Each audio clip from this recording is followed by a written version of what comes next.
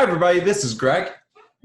And this is Matt, and we are Record Mashup, a weekly podcast that dives into two songs centered around a common theme where we compare and contrast and give a little bit of history about each song. If you haven't checked us out on Facebook, Twitter, or Instagram, please do so. You could also check out our YouTube channel where you could follow along and watch us as we're recording. Greg, what's the theme this week? This week we have boats. I will be discussing the song Bobble Boat by Royce the 5'9" featuring J. Cole. Matt, what you got for us? We're going to do the song Southern Cross by Crosby, Stills, and Nash. So let's jump into the Southern Cross. This was a song off of their Daylight Again album that was released in September of 1982. The song was written by, originally the song was actually written by Rick Curtis and Michael Curtis. And Steven Still heard a recording of a version that they had done, which was originally called 7 League Boots. And Steven took that and changed the words around a little bit and cut it as the song that we now know today as Southern Cross. And what's interesting about this song is, at least one of the things I thought was interesting, the song is titled by or billed under Crosby, Stills, and Nash, but believe it or not, David Crosby was actually not with the band when the song was being recorded, so he actually does not appear in the original recording, although he does later appear in the music video. This is partially because he was actually fighting a drug charge at the time. He was dealing with some legal issues. I saw that. Yeah. So, so what they did was they got Art Garfunkel of Simon and Garfunkel and Timothy B. Schmidt, who is a member of the Eagles and formerly Poco, that filled in to harmonize and supporting vocals on this song and a few other songs on the album as well. So, still billed as a Crosby, Stills, and Nash song, even though David Crosby is not in the recording. In any event, let's jump into the song. We'll break down the lyrics a little bit here. Lots of variations and interpretations on this song. I think the simplest interpretation makes the most sense. But there are some pretty interesting fan theories out there as well. If you kind of want to dive into a few of the kind of song and lyric interpretation websites that are out there, Genius or Song Meaning or whichever one you want to go to. But as I say, I think the simple solution really is the best way to take this one, and that's simply that this is a song about taking a trip on a boat.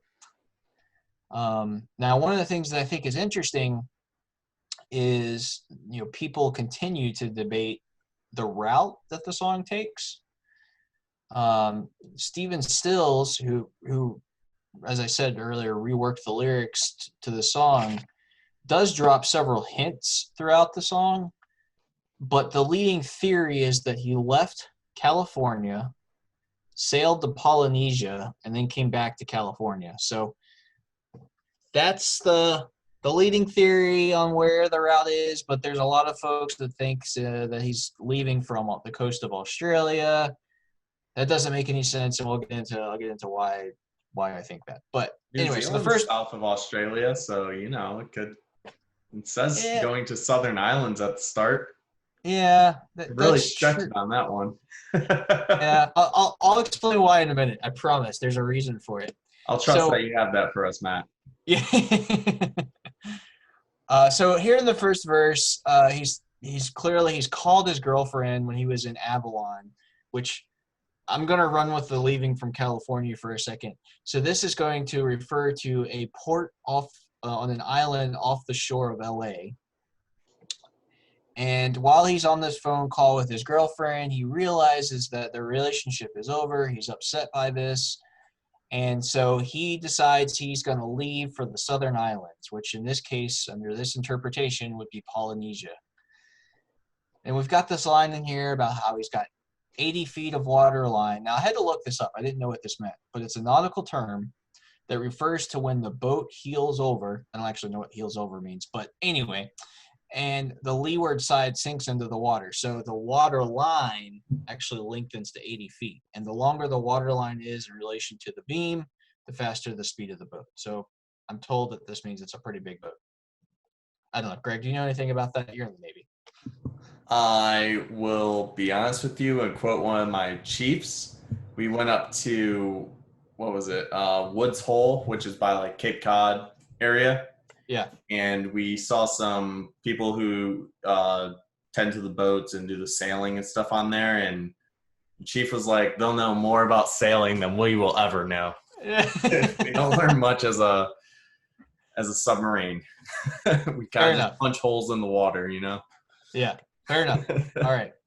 Well, in any event, so if we go with this explanation that I found on the internet, the boat's moving pretty fast at this point. So they're off to Polynesia, and hence the next line, nicely making way. So they're moving fast and they're making good time. Now, one of the things that I've found out in doing the research on this song is that this trip, this journey from California to Polynesia, is one of the longest single stretches from like port to port that you could possibly take without seeing land in the entire world. So this fact that they're making good headway indicates that they're on a long journey and they're trying to make good time. He drops another line here. He's heading towards the Marquesas Islands, which are some volcanic islands to the northeast of Tahiti in Polynesia, and they're heading towards Papeete, which is the capital of French Polynesia on the island of Tahiti. And you had a really good pronunciation of that, I think. I looked it up and practiced. So hopefully I said it right. Anyway, so then we get into the chorus. He's going around the world, which, going on this long journey. And he's spending his time on this journey thinking about his past relationship that he ended with this girlfriend.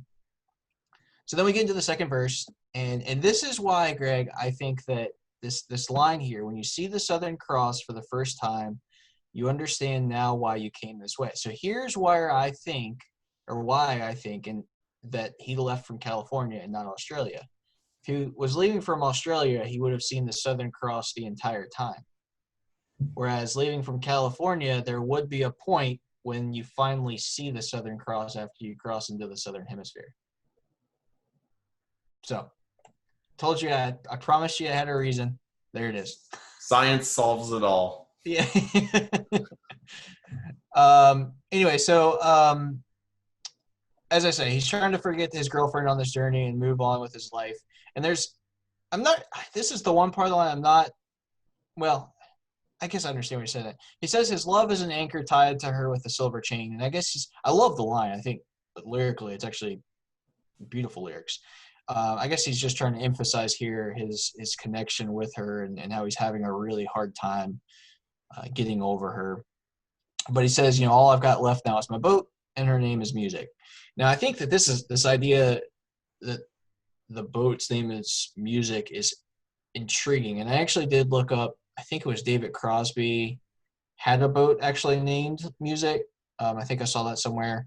But I think it could also be a metaphor that music and boat are both metaphors for their careers and regardless of their personal relationship. So I think that's actually lyrically, I think it's really well written in this verse. One thing to note here, there actually was a vocal mistake in the original recording. It's kind of hard to hear, but if you listen very, very carefully I think it's the last line of this verse, one of the background vocalists actually says the word coming instead of the word promise. Yep. I think they got the words mixed up when they were doing it, but it's very subtle, and they clearly didn't do another take, so it's kind of hard to miss. You really have to listen for it, but in any event. Then we go back to the chorus again, and then the third verse, it's very simple. He knows that he's going to survive and that somebody fine will come along, making him forget about ever loving her being his girlfriend. So that's more or less the song. It's a breakup song, essentially. But he goes on this long boat ride to try and forget his girlfriend and move on with his life. Greg, do you have anything lyrically before I kind of jump into some of the Not other? lyrically. I just liked one of the things that I think it was Stills said about the making of the song. Uh-huh. That he took someone else's gem and cut and polished it. So basically, just said that sure it was like kind of rough before, but he took like some good song, so the Seven League Boots, and reworded it and just made a polished version, which I thought was nice of him to say about Rick and Yeah. Michael Curtis. So Yeah, no, absolutely. And the Seven League Boots song that Rick and Michael wrote, little interesting tidbit there. That was actually, and I actually listened to it. It's a nice song as well. It's got a little bit faster tempo than Southern Cross. But interestingly, that song was actually produced by Lindsey Buckingham and actually featured Stevie Nicks on backup vocals as part of that song, which is kind of cool. This was before they had actually joined Fleetwood Mac. It was kind of between their Buckingham Nicks days and Fleetwood Mac, which is a very small window, but in any event, kind of interesting. yeah. But lyrically, Um, though, I didn't have anything really to add. It's mhm. a pretty straightforward song, with the exception of arguing where they were sailing from. But Yeah. I think you defeated that with a little bit of science, a little bit of talking about the Southern Cross, and you're not able to get there from Australia based on how he explained it. Yeah. Well, and I think the Southern Cross is key to this song, and the Southern Cross being the constellation, obviously.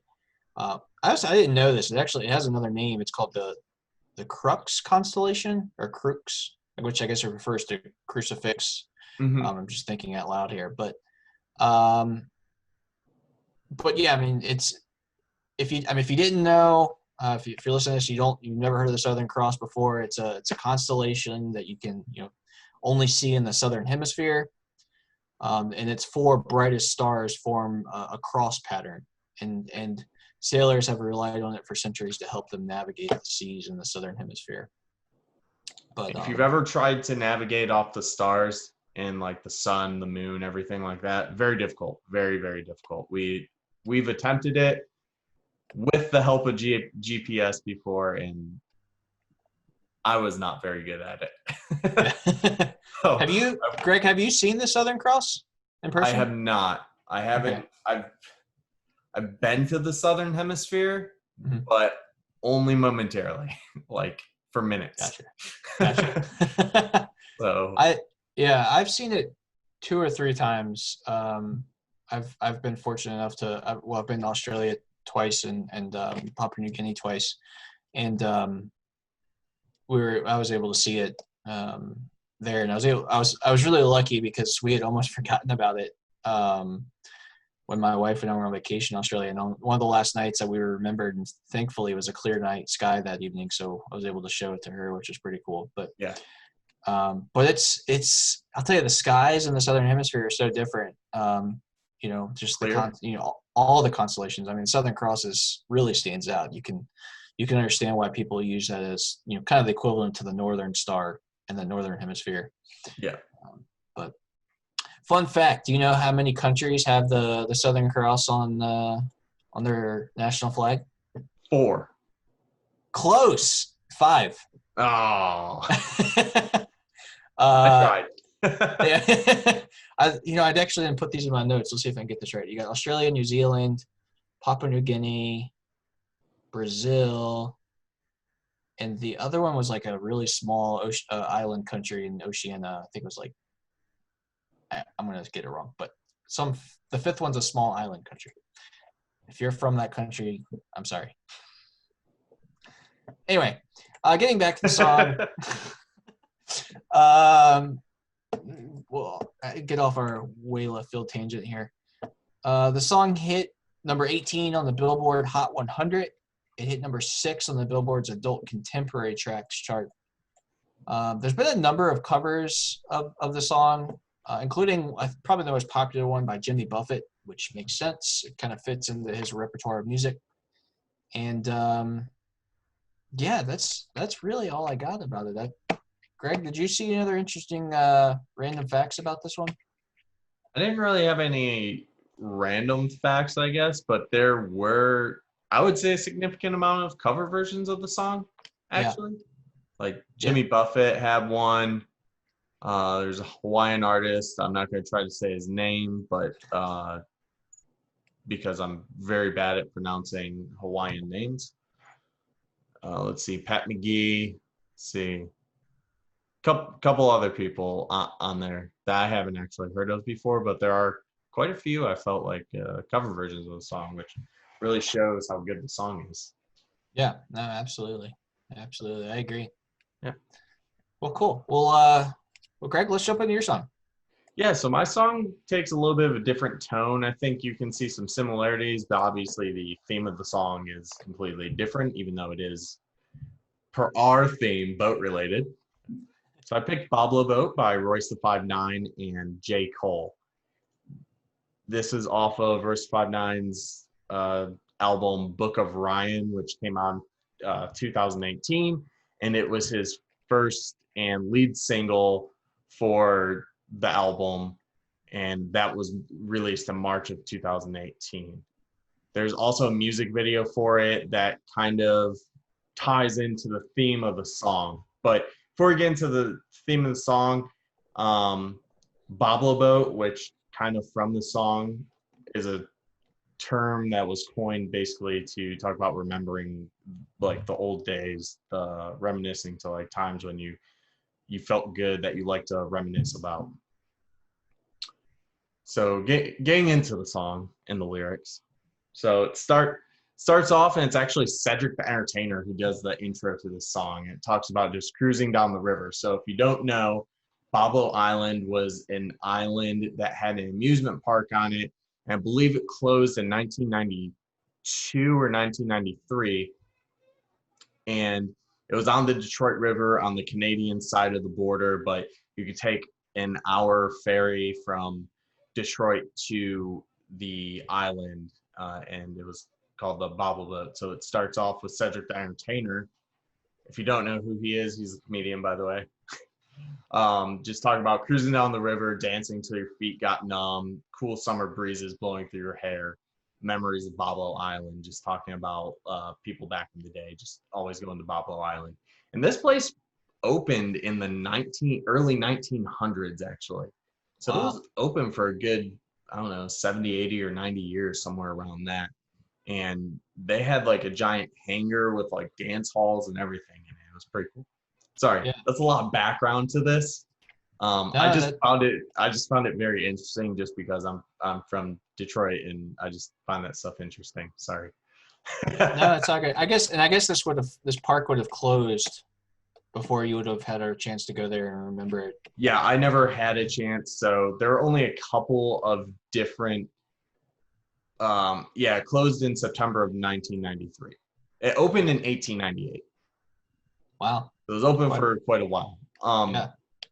I never got to years. go there. We only had a couple of amusement parks near us, and then the biggest one that everyone would always go to was Cedar Point down in Ohio. It's about the only good thing Ohio has to offer, so I recommend going there. We just lost all our Ohio listeners.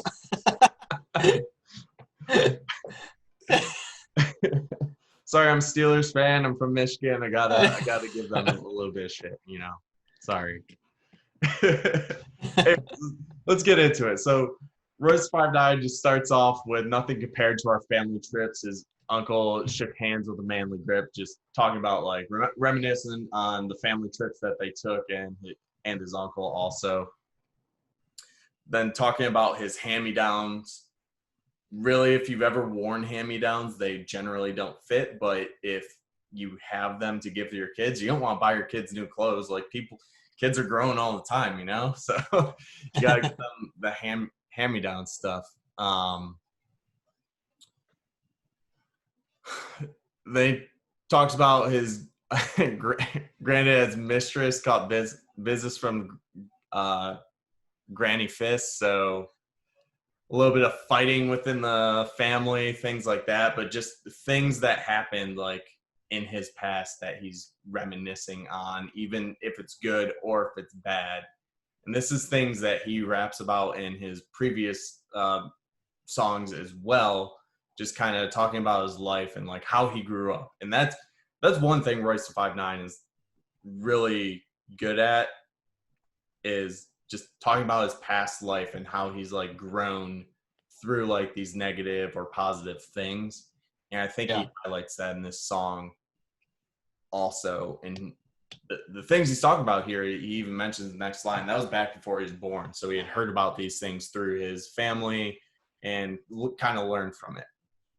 Right. His dad would tell him stories that the song is very straightforward, but his dad would tell him stories that would last for hours long. And as a family, they're just so happy when the family actually got along. And that would happen on the Boblo boat. So the boats take them over to that island. And then he just goes in to reminisce about the roller coasters, the scooter crack sold on plastic scooter cars, just and then smoking weed basically, and enjoying their time on the boat over to the island, and actually when they got to the island, just enjoying all the time. So it seems a little bit crude cut from some of the things that he talks about, but this is what he grew up in, and he enjoyed like looking back on those past experiences that he's had so far. Yeah, and I think I read somewhere, and it makes sense that, you know, with the park closing in '93, and I don't know how old Royce 5'9" is, but you know, I think it makes sense. You know, some of these references here, you know, that it probably was actually what the park was like in terms of its condition at the time. You know, this idea of broken glass everywhere, or on the swimming pool floor, and you know, this idea of it kind of becoming a place for drug dealers to you know, sell their product and so forth. And definitely kind of, you know, this imagery of the park going down in its final days. Yeah, definitely. And then also before we started recording this, I also listened to an interview from Royce the 5'9", basically how the song came about. Kind of gets into the next line where he's like, that's where I lost my virginity and everything. And him, the next line after that, having paranoia hit him that he thinks he got someone pregnant. But just, he was talking about just how crazy the parties would be on the boat with like his family and everything. Everyone would be like drinking, eating, and just doing everything together while going there. And then, yeah, first time he hit the bottle and with his brother, and he would grow up to be an alcoholic actually. So reminiscing on basically what started him to be an alcoholic and how he's recovered from that. So he had an issue where he got pulled over for drunk driving, got DUI, lost his license, all these other things. And I think he's sober now, but he's just reminiscing on all these past experiences that brought him to be the person he is now. And I thought a lot of this is just pretty important just based on self-growth. And that's what I feel like his Boblo boat is reminiscing on the old times to see that self-growth for himself.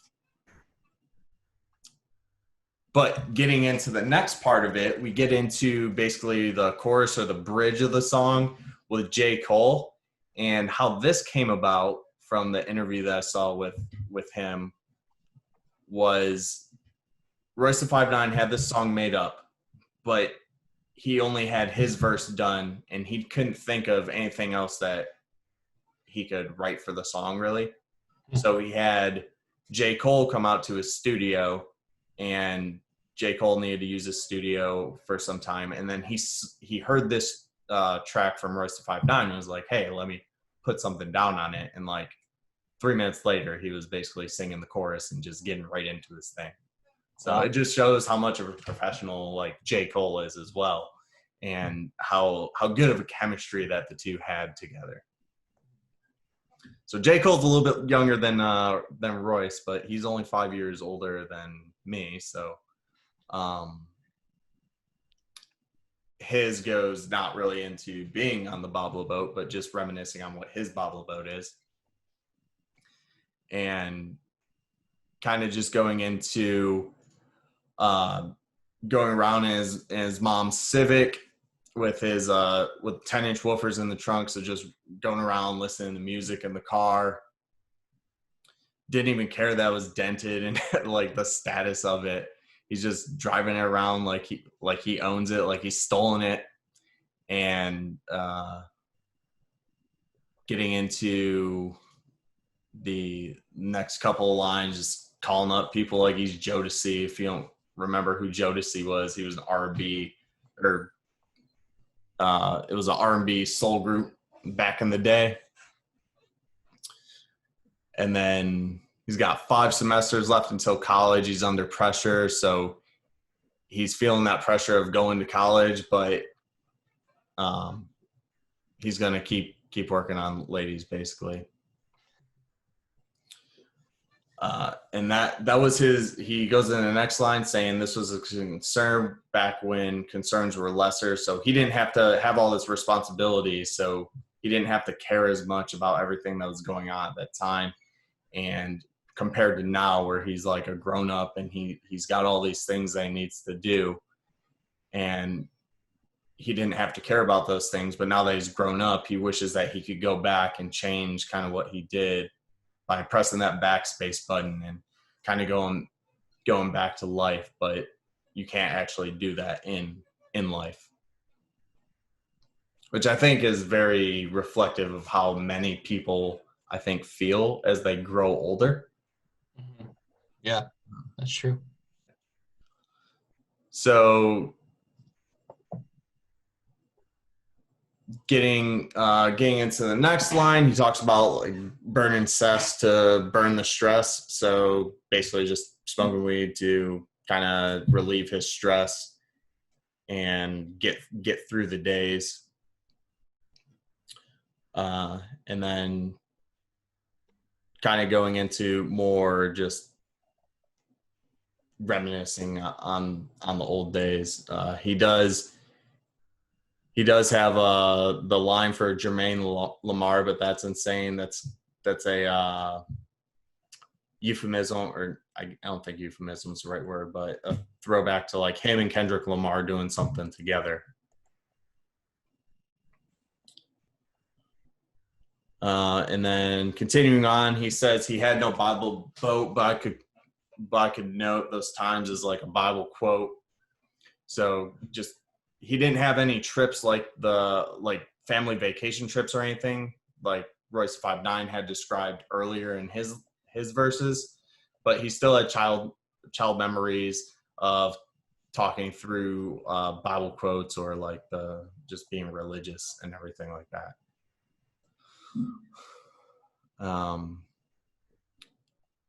And then pretty much from there, he just ends it out.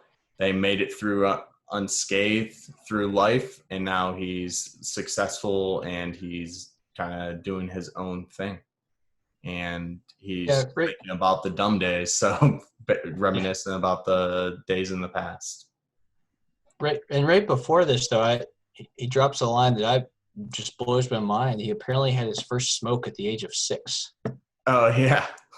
Which is just like, I don't know, it just blows my mind. It's crazy. Yeah, that was just different lifestyles. Yeah. So, but it's interesting. I did a lot of, I think, background to the song. Okay. That you probably, I'm not sure if you knew that, Matt. Yeah. Previously, you said that there were only a couple of things that you had seen. Yeah, I didn't find a whole lot on the song. I found a little bit, but a lot of the things that you've mentioned, I'd already found. One thing that I thought was interesting that I don't think we mentioned. So the boat, well, there was actually 2 boats, apparently 2 steamships that used to ferry people over from Detroit to this park, this theme park, and one was called the SS Columbia, and the other was called the SS. I guess it's St. Clair. I guess is what that is. that as I say used to ferry people back and forth. And apparently in on July 6, 2018, the SS St. Clair was actually destroyed in a pretty large fire.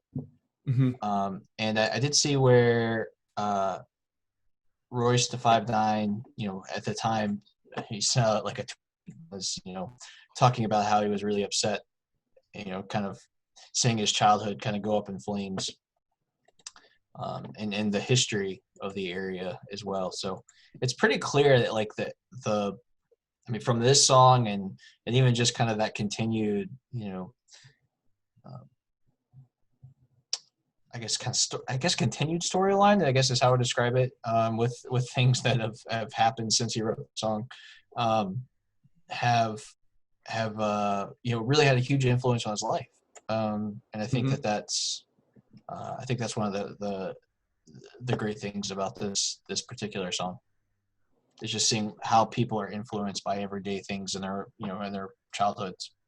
Yeah, and they can be negative and positive. So even if you have even if you have a terrible childhood that you don't really have to reminisce on, you can still reminisce on it and just see your growth as a person.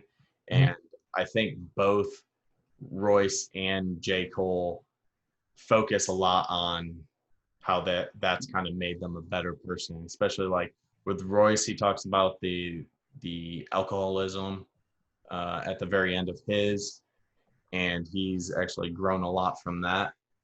If you listen to any of his music, I think Royce the 5'9" is one of the largest like self growth people in like the rap industry. Like based on if you when you listen to like his early music to where he's at now, Yeah. he's like a completely different person. Wow. That's Um, awesome. so I think you can see a lot of that from just his lines in this song, and then like if you just go listen to like some of his other music, like his earlier stuff, and I think you can see the same with J. Cole in here also. Um, he's got a different style to his lyrics if you when you listen to the song, but it's along the same lines.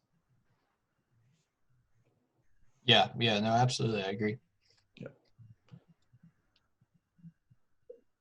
Anyways, the song didn't have any chart toppings that I could see as far as like Billboard 100 or anything like that, but the album did have some rankings. So it's 24 on the US Billboard 200, number 3 on the US independent albums. It was number 14 on the top R&B and hip hop albums. It was number 7 in New Zealand's Heat Seeker album. So it did chart in some places. I think it's I don't know what it is about Royce 5'9". He's like one of my favorite rappers, and I feel like there's a lot of people who just don't listen to him, and he should get more listening. But I'd never heard of him before. yeah, Before he listened to this song. So he actually got famous for doing some stuff with Eminem way back in the day, like in the 90s. And then they had like a falling out, and then they they reconciled like I don't know, like 10 years ago or something like that, and they've been doing stuff again together. that's good. Yeah, Cool. but yeah, he's been doing a lot, and one of the great things I think he did, which shows a lot of self growth, like with this album and everything, is he just started a foundation for like mental health awareness. Oh, cool. That's awesome. Yeah. So that kind of goes back Is to it our based ADHD episode that we had. yeah, with Joyner Lucas? Yeah. Is it based out of Detroit specifically, or is The it? foundation, Yeah.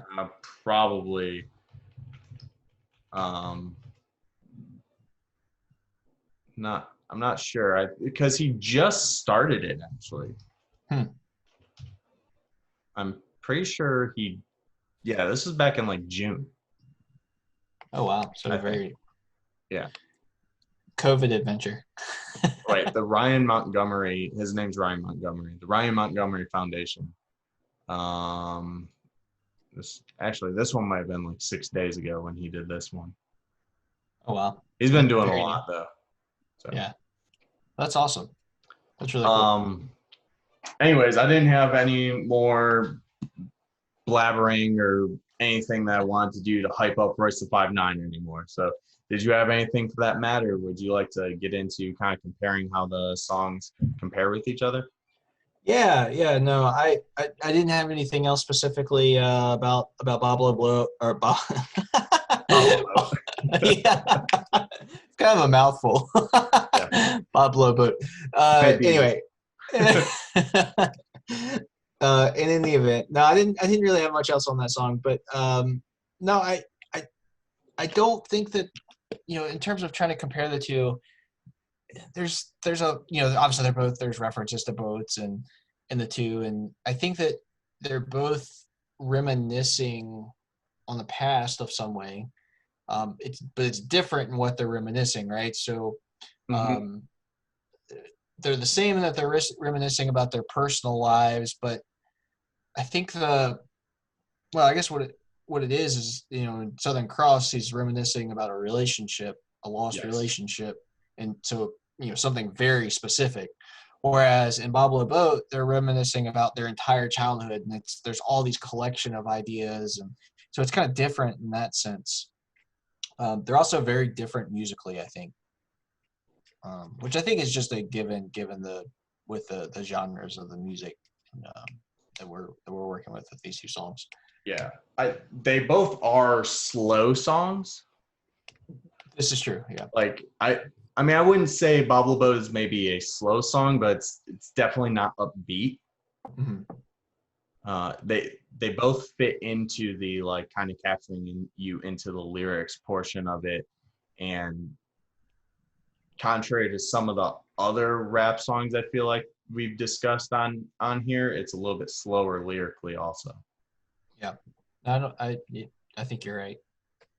Yeah, but I think there's a lot more backstory to this one that I actually intended on going into, and I apologize for all that.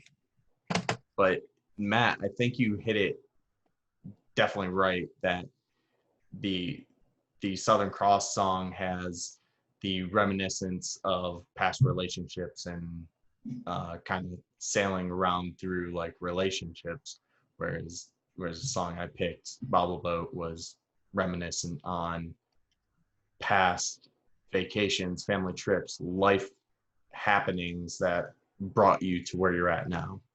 Yeah. So it's kind of like the same thing, but it's both a similarity and a difference. Same but different. Yeah, exactly. So I will say that I love the song Southern Cross. It's one of my favorite songs.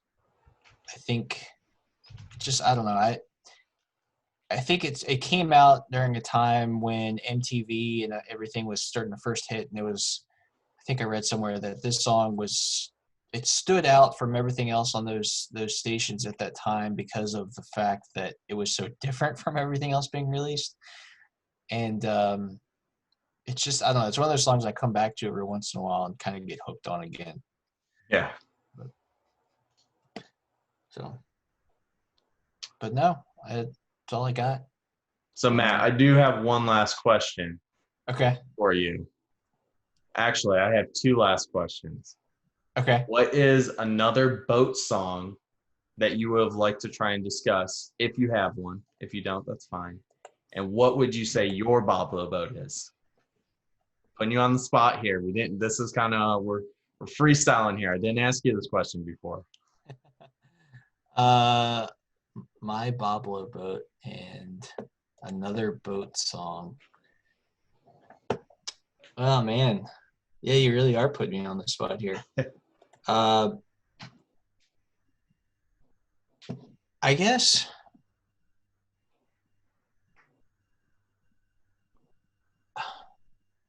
I don't know. Part of me wants to answer from an amusement park, right? It's kind of like where my mind's going. Like, where do we go as a kid growing up? we grew up in Virginia. We actually had a few amusement parks near. We had there's King's Dominion in Richmond and Busch Gardens in Williamsburg, which they have also got a. It's funny. I was actually I was telling my wife we were considering where we were going to go for vacation last week, and one of the places we were considering was Tampa. And I told her, I said, my childhood dream was always to go to the other Busch Gardens in Tampa. We didn't end up going there yet. But this is going to sound really crazy. I think probably my Boblo boat would be Thomas Jefferson's Monticello, which seems like probably such a strange answer, right? It's a historical place. It's where Thomas Jefferson lived. But I think that, it's one of those places I've been probably close to a dozen times because I grew up near there. Ended up going to school at the University of Virginia, which is in Charlottesville, which is where Monticello is located. And I think that my visits to there really kind of influenced. It's reflective and reminiscent of my childhood, but it also, I think, influenced my career in terms of inspiring me to want to pursue architecture as my education. And so I think that that's probably the place that I went to a lot of during my childhood, and that really kind of had probably some of the most influence in terms of my career and life. As far as another boat song is concerned, I don't know. I don't know. What about you? What I'd say? I know what I would say. Probably "Come Sail Away" by Styx would be a good one, or probably just about any song by Jimmy Buffett cohort. A Pirate Looks at 40, maybe. So there's lots of good kind of beach songs, I think, that pertain to boats that you could turn to. How about you? Same questions. Well, for the boat song, I really didn't have any other songs. The only other one I could think of was "I'm on Boat," and I was absolutely not we're not going to talk about that one. So yeah, that one I squashed right there. So luckily, I have Boblo Boat to fall back on. I would say otherwise, there was the Cedar Point trips that we took. Once again, said, Ohio, you got one good thing, and it's Cedar Point. Just deal with it, keep rolling with it. And then we'd always take trips up north to northern Lower Peninsula. So if you're watching it on YouTube, you can see my hand. You got the Michigan hand, and we'd be probably somewhere up here. And Lower Peninsula, not the Upper Peninsula. Although we did go to the Upper Peninsula and Mackinac Island a couple of times. That Upper Peninsula bridge trip is crazy. It's a 5-mile long bridge. That's a long bridge. That is a long And then bridge. Mackinac Island, you take a little ferry out there, and they just have horses everywhere around this little island. You're just walking around. It smells terrible, but it's a lot of fun. Nice. But that's awesome. Yeah. 5 miles is a long bridge, though. That would be terrifying. I hate being on long bridges. I drove on a bridge that was 3 miles, and I was terrified. Like, yeah. It's like thinking back to when I was a kid, I was like, I'm glad I was always passed out in the car whenever we go across that bridge. Yeah. No kidding. I wouldn't make it. Well, cool. No, that's good. I appreciate the questions, even though you did throw me off. All right, Craig. Well, what do we got lined up for next week? All right, next week we're going to use the theme of birthdays. So my wife's birthday is next week, and she told me to do a birthday episode. So that's what we're doing. So nice. We're not going to be doing the old happy birthday song, so don't worry about that. Everyone knows about that song. I'm going to be using J. Cole's. Hey, we used J. Cole this week too. I'm going to be discussing next week's J. Cole's January 28th, because January 28th happens to be his birthday. Nice. Matt, what you got? I am going to do Birthday by the Beatles. So I think that'll be good. And yeah, absolutely. We may have a special guest next week, to be determined. Greg and I haven't discussed this yet, but ooh, surprises on everyone's side. So we'll see what happens. All right. Well, if that's all you have, Matt, I appreciate making this episode with you. And if you are listening to us now, please hit the subscribe button, like button. Keep watching us wherever you're watching us at: Google, Apple, YouTube, We also have our Instagram, our Facebook page, and our Twitter page. And you can find us at Record Mashup. We also have our email, recordmashup@gmail.com. Please send us whatever recommendations, requests, wherever you want to send us. Just want to tell us your life story just because you want to. Sure, shoot us an email and we can bring you up on the next episode or anything. Make sure you tell your friends about us as well. And we'd love to have more people commenting, emailing us and everything. So just keep going through with that. Got anything else to add, Matt? Nope. We'll see you guys next week. All right. Thanks everyone. Bye.